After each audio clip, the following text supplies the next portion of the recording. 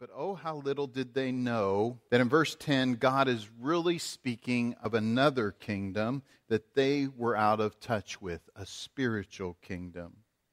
Because Jesus doesn't do what they think that he will do. They think to themselves that this Messiah will judge the ungodly. He's finally going to remove the Roman pagans from power. He'll ride up to the Antonio, make his way to that fortress, the very heart of ungodliness, and say he's going to drive them out. We won't have them overlooking our temple anymore. He's going to do just to them, just like he did with the demoniacs, driving out the spiritual powers. And with his superpowers, he will force them away from this glorious holy place. And then our glorious temple will be liberated and cleansed.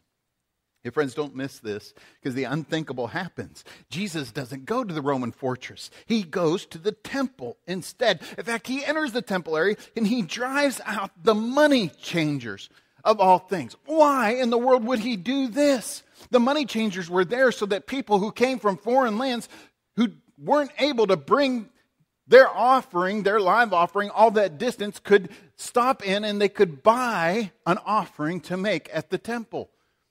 What was so bad about that? Well, first of all, those people used to be outside the temple area.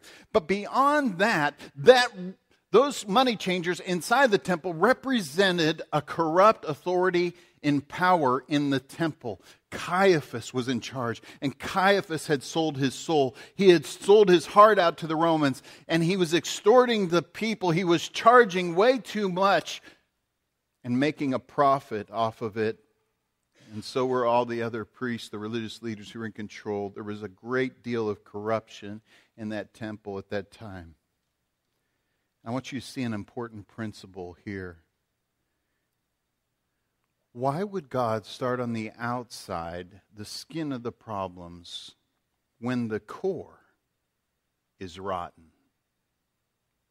You see, the core, the people that he was trying to use to spread his light, the light of salvation, was at its very heart at that time, the establishment corrupt at the core. And friends, when Jesus comes in to reign as king, you just never know what he might do, where he might go. He works externally to change the ungodly for sure, but he works more powerfully internally to change the believer first.